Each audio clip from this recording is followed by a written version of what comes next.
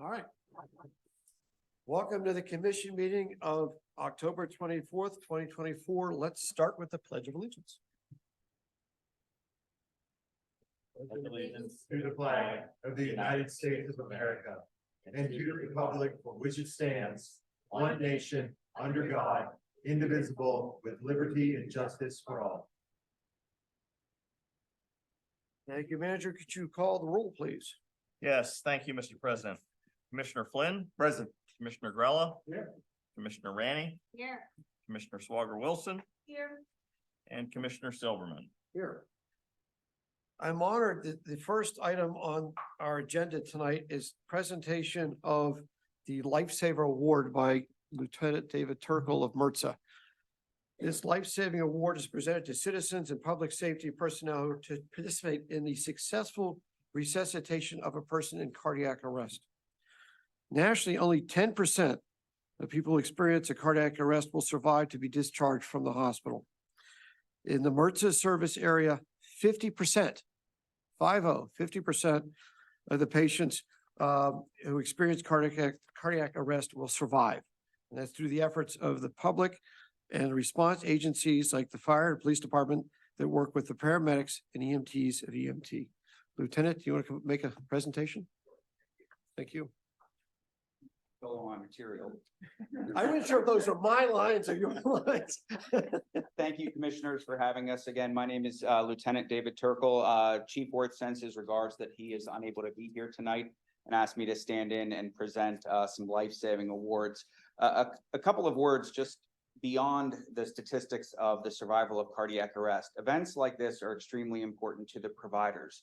Getting to meet survivors is an amazing impact on how they deal with things from a mental health aspect, and seeing their work and the appreciation from the survivor is immeasurable to EMS providers. We often don't get thanked or see what our work does down the road. So this is an amazing event. We always love participating in these. We thank you for having it. We thank the survivor for being here and surviving. And they're really they're really the true hero because they did all the hard work. We did our jobs. Ironically, I received another call this morning from a cardiac arrest survivor in Mount Lebanon, whose wife called us from Saturday and said that he is doing well and is expected to make a full recovery as well. So these events are becoming more and more frequent, which is a good thing. That the science is improving. Well, let's say the recovery is recurring, not the heart attacks. Yeah. Yes, that would be better. So we're doing a better job with the science available to us. Our response partners, everyone's working together to make this happen. This is Cheryl Rickens. She is from the Sudden Cardiac Arrest Association. She's going to say a few words, and then because there's a lot of people to recognize, we'll just call them all up at one time. That's fine. Thank you for having us. I really appreciate it. Thank you all for attending. All right, October also happens to be National Sudden Cardiac Awareness Month, so yeah, timing is perfect. As you already said, for an out-of-hospital cardiac arrest, only about 10% survive. This story is of teamwork that helped a gentleman beat those odds. On Tuesday, August 29th of this year, around 10:30 p.m., the wife called 911 as her husband had collapsed and was having trouble breathing. Professional responders were dispatched. Police were on the scene and started CPR. They also used their AED, their defibrillator, but no shock was applied by the AED. EMS arrived and provided advanced care. They applied their monitor and found that the patient had gone into an irregular heart rhythm that did need to be defibrillated, so they did that with their monitor. They also, with their monitor defibrillator, and then they also provided some other advanced care, some airway, IV, and then they were able to give some medication, specifically epinephrine, which is like a chemical jump start. And between the early CPR, the defibrillation, and the epi, what was achieved is what we call ROSC, return of spontaneous circulation. The patient started breathing and having a pulse. So care continued, and they did a 12-lead EKG to see what was going on with the heart, and they noticed some irregularities with that. So they reached out to their medic command dispatch to talk about what to do next. So EMS and fire got the patient moved from the home to the ambulance. And it was determined that he was going to go to a facility that had cardiac cath lab available. So he ended up going to UPMC Mercy and then was later transferred to UPMC Presby for some ongoing care. So the chain of survival, which is what is on the award that I'll be giving out tonight, has 7 parts to it. Awareness and action, which is what the wife did, calling 911. Which is number 2, call 911. Early CPR, which is what the police were critical with helping with. Early defibrillation, which police, fire, EMS, all very much aware of. Police and fire carrying AED so that they can provide that care. Obviously, because 911 is dispatching, we have police, fire, EMS arriving to the scene, and then EMS transporting for ongoing care. And then the 7th link can occur because those first 6 links occurred, and that is rehab and recovery for the out-of-hospital cardiac arrest survivor. And as we already said, only about 10% survive, so we like to say that he is in the 10% club. Another thing that I like to do when I do these awards is talk about the timeline. So 911 was called around 10:29 p.m. EMS was dispatched at 10:30. Police arrived on scene, and according to the EMS trip sheet, CPR was started at 10:34. EMS got on the scene around the same time. EMS was at the side of the patient at 10:36. EMS provided their one and only defibrillation at 10:37. And epi was given shortly thereafter at 10:43, and then that is when we got ROSC. So if you want to do the math, because time is really important with saving the brain cells and the heart muscle, 911 to ROSC was a total of 14 minutes. CPR by police to ROSC, 9 minutes. EMS defib and EMS epi, 6 minutes. So action and awareness, early defibrillation, early CPR, and that's why we're here to celebrate our out-of-hospital cardiac arrest survivor. So along with Lieutenant here, we will call up all of our folks. I'm going to start first by calling up Mrs. Joseph. Mrs. Joseph, come on up. You obviously love your husband. You were aware that has to be called. And I know that seems silly, but you know, you have to be aware and then you have to call to get the help. So here is your certificate. She's receiving a pin that says SCAA. It's the same pin that I wear. And then you're a lifesaver. She get a roll of lifesavers.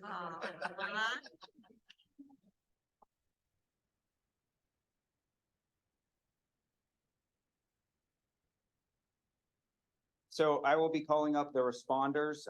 You will get a certificate from the Sudden Cardiac Arrest Association. I lied.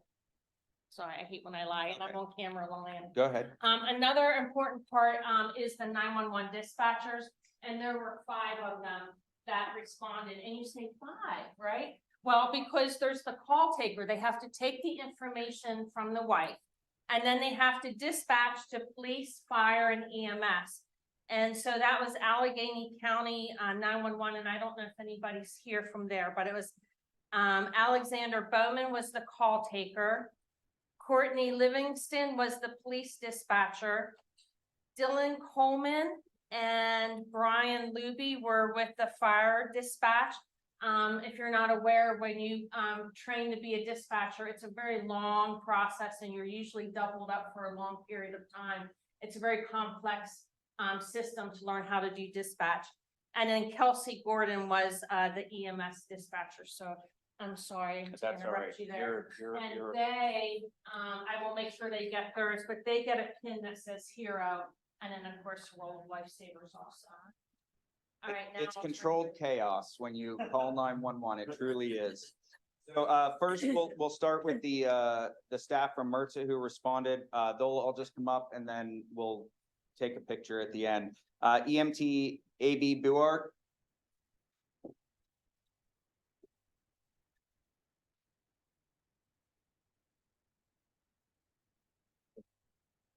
And interrupting Lieutenant again.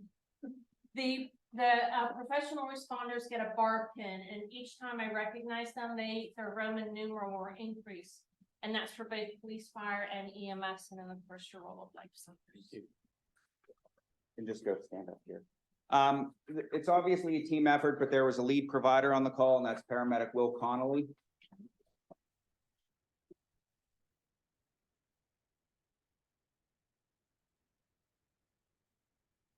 Paramedic student Jack Hittinger.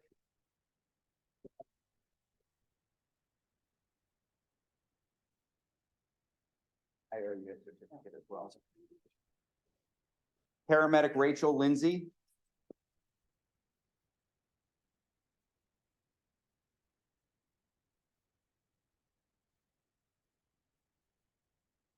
The awards. Paramedic Lindsay McEwen.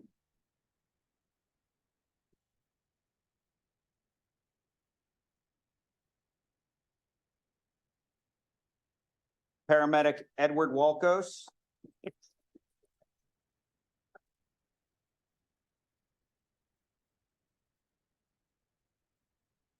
And not here, paramedic James Waugh and Lieutenant Robert Kometz. And So- we can say with Lieutenant Robert Metz, he was recognized in November of 2022. So he does indeed receive a Roman number two pin. From the Mount Lebanon Police Department, Officer Zachary Burke.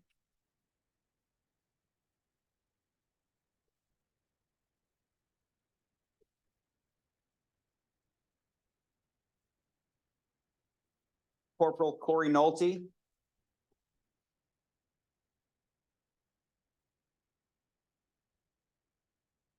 Lieutenant Corey Nolte. I'll have to turn your correction on that. All right. From the Mount Lebanon Fire Department, firefighter Bruce O'Neill.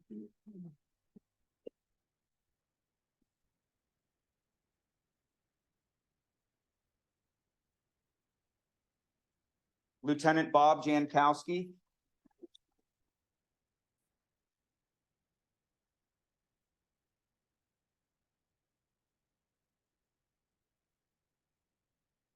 And last but certainly not least, Lieutenant Adam Zelenko.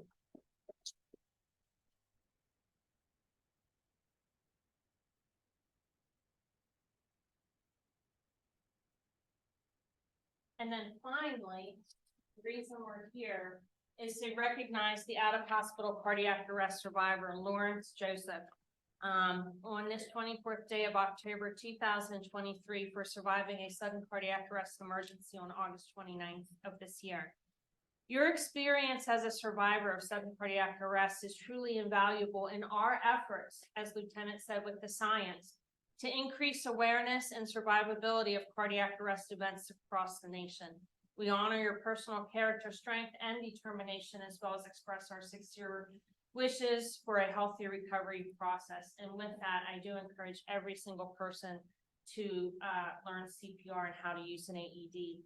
His pin says survivor, and because life is sweet, he gets candy. So come on out.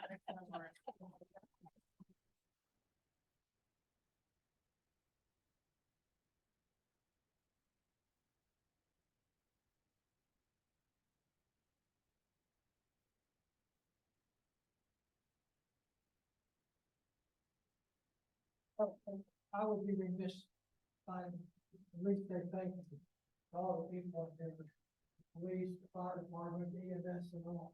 If without your help in my usual life, I wouldn't be able to do it. I just thank you.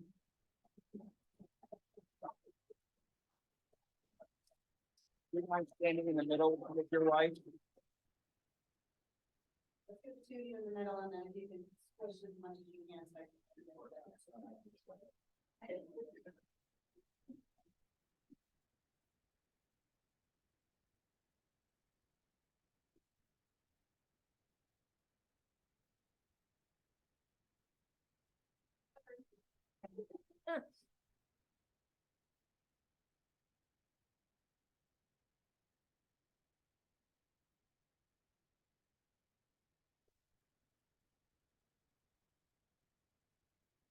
Commissioners, thank you for having us and allowing us the opportunity to acknowledge the people that took part in helping to save this man's life.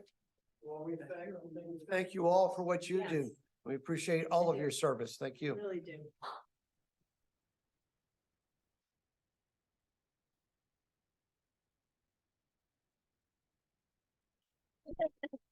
Or go outside. Yeah.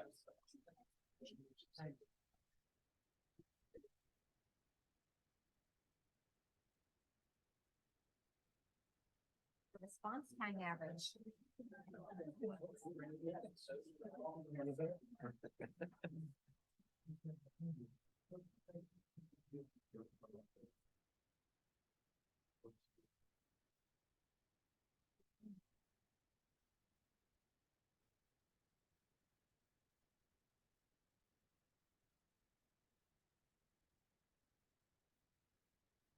Thank you. Thank you.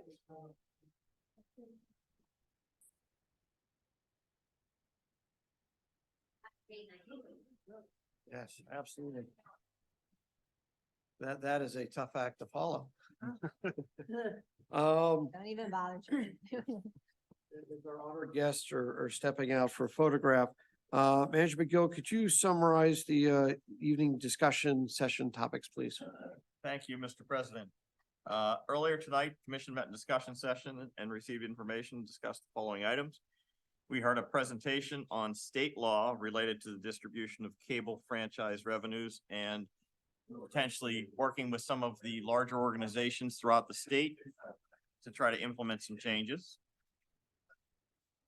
We received information on the replacement of courts 5 and 6 at the tennis center. We received a summary of ongoing and upcoming capital projects related to storm sewers and stormwater management. We will post the 2023 stormwater management report on the website as we do on an annual basis. We heard a presentation on the components of an active transportation plan and the benefits thereof. And then we also heard about the activities of the various boards from their commission liaisons.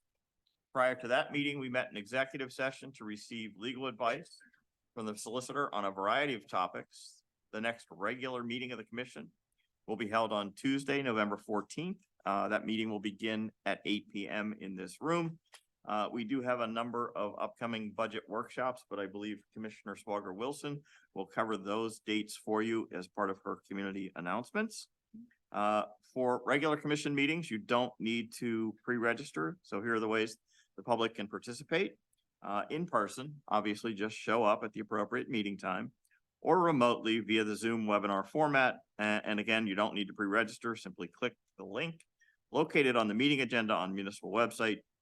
And if you wish to speak during the citizens' comments or during public hearings, simply use the raise hand feature on Zoom and you'll be notified when it is your turn to speak. Thank you for providing those summaries and announcements as well. Time for community highlights. Commission Vice President Swager Wilson, please. Thank you, Mr. President. The Mount Lebanon Ice Rink staff is disappointed to announce that due to the failure of our compressors, we are unable to offer skating sessions for approximately 4 weeks while our equipment is repaired. Your safety is our top priority, and we are working our hardest to keep the downtime to a minimum. We will provide an update once we have a better idea of the repair time. We are also in contact with our leagues and rentals regarding their schedules and potential refunds. Thank you for your patience, and we apologize for the inconvenience. I'd like to underscore that this is a top priority for the recreation staff. They're working very hard to get it resolved and move along as quickly as possible. It is not snap your fingers and it's done. It's more complicated than that. Please be assured that they are giving all 100%, 110% of their effort towards it. I look forward to seeing everyone at the Pumpkin Patch Parade this Saturday at 11 on Washington Road in Uptown. Kids can trick or treat at local businesses immediately after the parade. A reminder that Mount Lebanon's official trick or treat is Halloween night from 6 to 8. The 2024 manager's recommended budget will be released to the public on Wednesday, November 1st. It will be available online at mountlebanon.org and also available to view in the municipal building and the public library. The first budget workshop will be Thursday, November 9th at 6 p.m. with the first public hearing on Tuesday, November 14th at 8 p.m.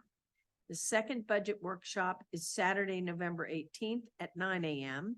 The third is Tuesday, November 30th at 6 p.m. And the final workshop, if needed, is Tuesday, December 5th at 6 p.m.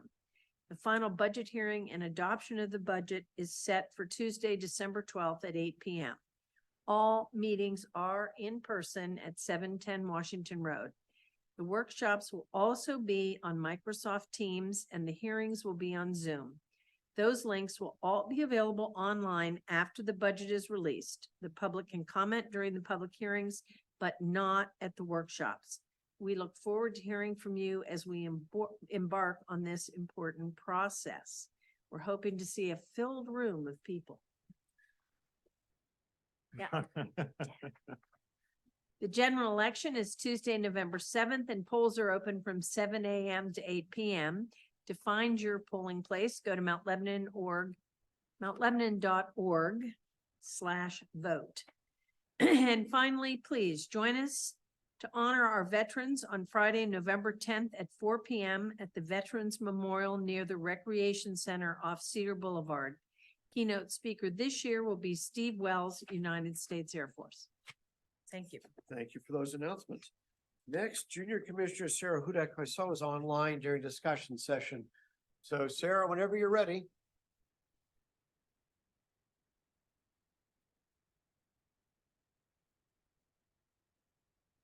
Hello, can you hear me? Yes, we can. Thank you. All right, so we have a few updates going on at the high school. So first, we have a very festive Halloween door decorating competition. And then next, we're in the planning phase of a few things. First is the holiday show, and the choir concert, which most people are familiar with. And then a new thing that we're introducing is Lebo's Got Talent. I don't know if anyone's seen America's Got Talent, but this is kind of following that exact style. You know, any talent that can be done on the auditorium stage is welcome. So it should be fun. And there will be a winner for that. And then considering, I'm just saying, I hope there are no buzzers. oh yeah, I hope there aren't any buzzers either. I don't think that would go over very well. And then finally, this Thursday, we have another leadership day in homeroom. I mentioned this previously. We introduced it earlier this year and it went well. So we're continuing it. And then we also have a general student council meeting that day. So yeah, basically it. All right. Any questions Yes. from the commission? All right. Thank you for that report. We appreciate it. Yes, thank you. You're welcome. Next, citizens' comments. This is an opportunity for any resident to express an opinion on any topic pertaining to local government. The commission enjoys hearing from the public on various issues and learning about items to address in the future. If you have specific questions, we will try and answer them at the end of your comments. If we can't, we commit to getting you the answers as soon as possible. When I call your name, please come to the podium and address the commission. Please state your name and address for the record. In fairness, we ask each speaker to share their thoughts for 5 minutes. The community is as good as each person in this room and online. We work together to make this a community that we can all be proud of, and we hope the dialogue remains respectful. We also appreciate the audience's efforts to refrain from any behavior that is disruptive or might intimidate free speech. On the list, Colonel Hoon. Colonel Hoon, come on down.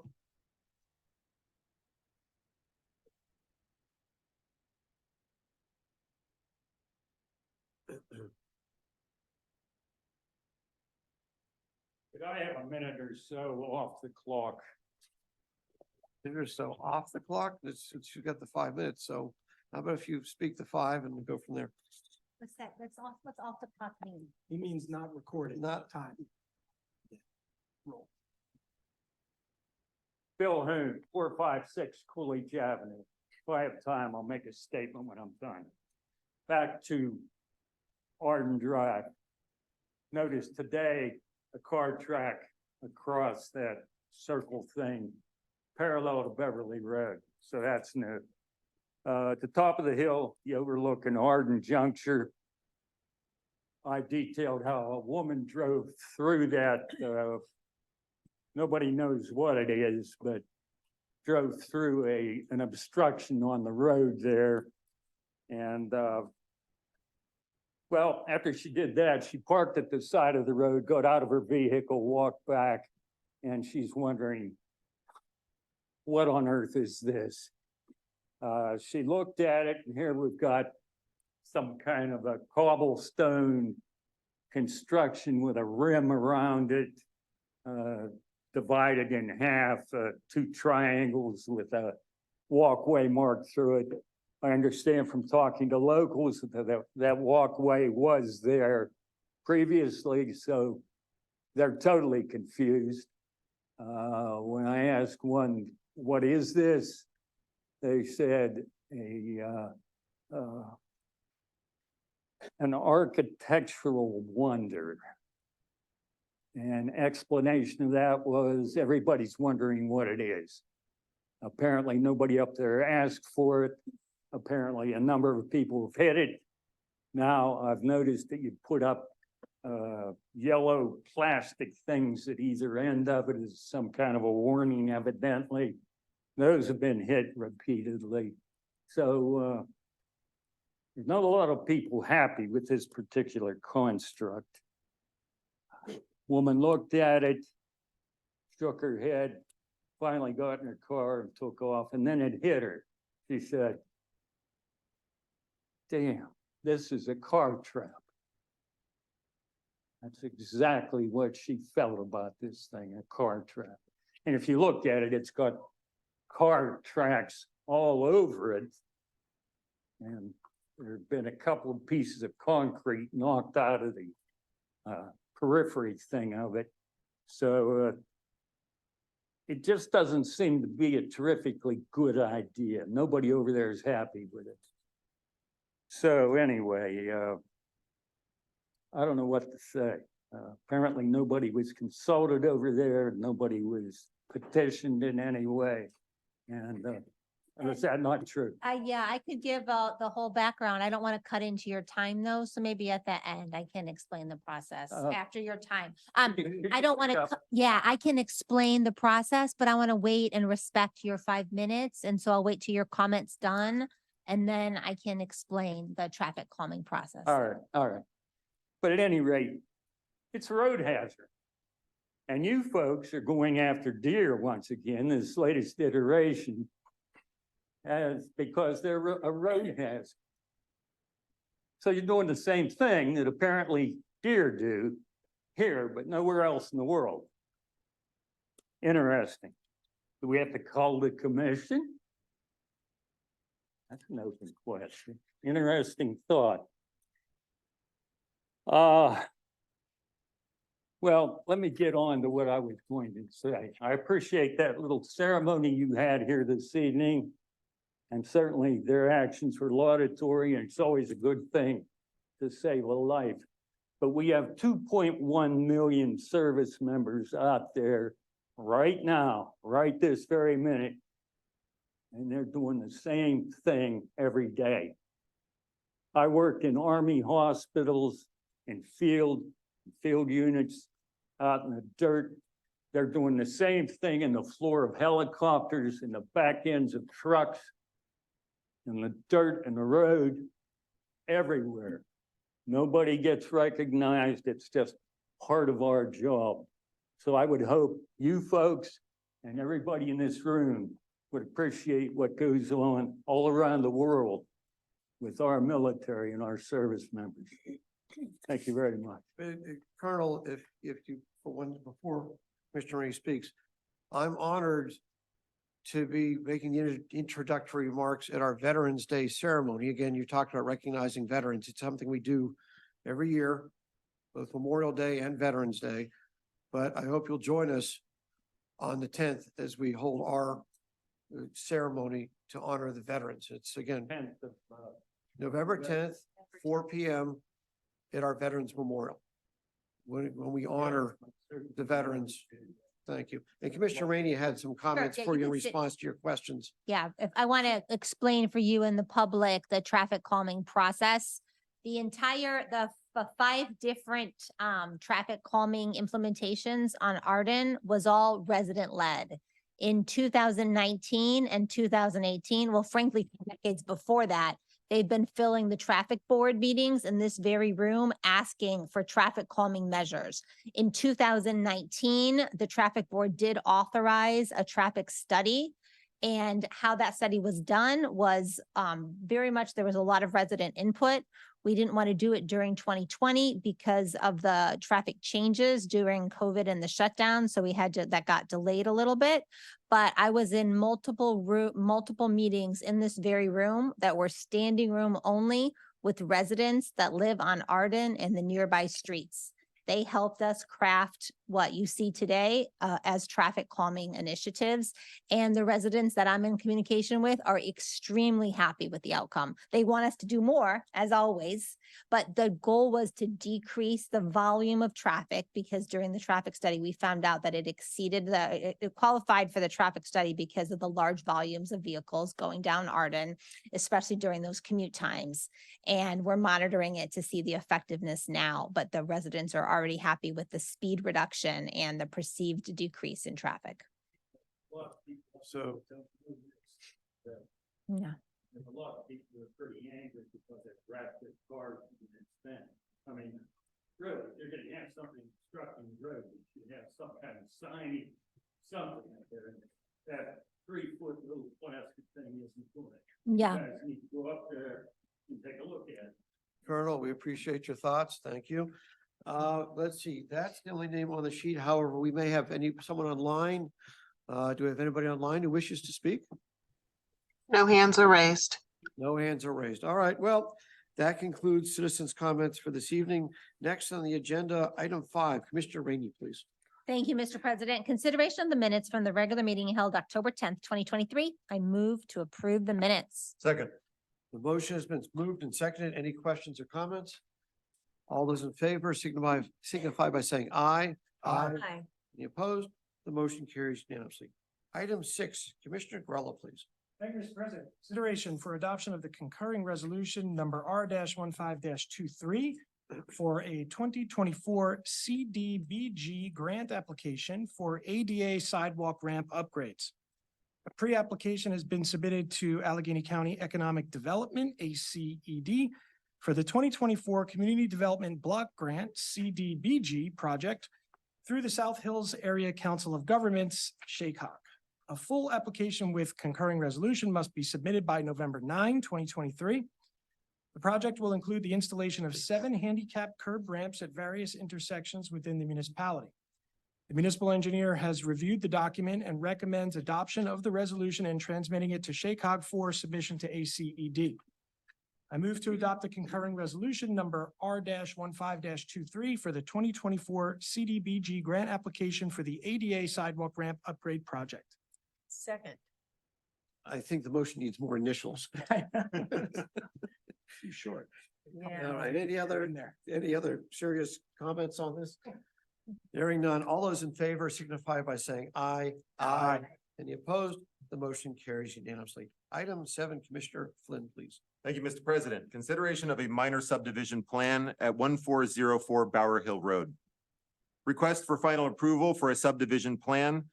Zinit Misanagi of, and I apologize if I messed up the name, 1404 Bower Hill Road is proposing a subdivision where the existing 1.189 acre lot will be subdivided into 2 lots consisting of 0.189 acres and 1 acre. The property is located in the R2 zoning district and the proposed subdivision complies with the regulations of the district. The planning board recommended final approval of the plan at its August 15th, 2023 meeting. Mr. President, I move to grant final approval to the subdivision plan at 1404 Bower Hill Road. Second. The motion has been moved and seconded. Any questions or comments? Hearing none, all those in favor signify by saying aye. Aye. Any opposed? The motion carries unanimously. Item 8, Commissioner Sparkle Wilson, please. Consideration of approval to purchase and enter contract for the new inspections software, MuniCity 5. At the July 11 discussion session, the commission approved funds for the purchase of MuniCity 5 software. This is a web-based building and code enforcement software that will help streamline the inspection department operations. MuniCity's capabilities will help expedite the submittal and approval process of permits, tracking and issuing code compliance violations, and provide a more robust reporting feature. MuniCity's Citizen Porthole will allow homeowners and their representatives to apply for and track permit submittals or file complaints for code enforcement, simplifying their whole experience. The commission approved $85,100 for the purchase of this software.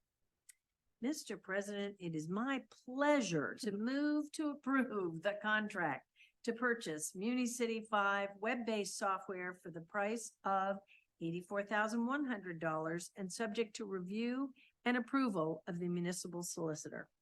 Second.